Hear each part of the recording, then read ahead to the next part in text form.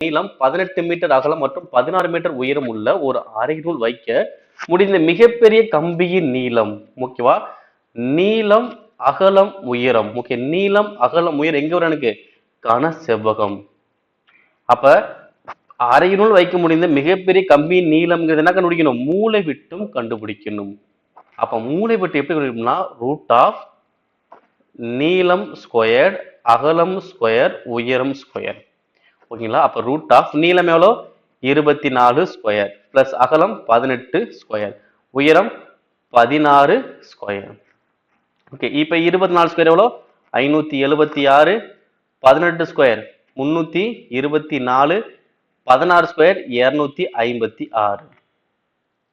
ஓகேங்களா? இப்ப என்ன பண்ணலாம்? மொத்தமா கூட்டுங்க.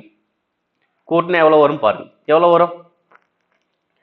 இங்க 76, இங்க ஒரு 24, எவ்வளோ? இது ஒரு 100, அப்ப 800, 900, அப்ப 1156. அப்ப 1156 என்ன பண்ணும்? ஸ்கொயர் ரூட் பண்ணும்.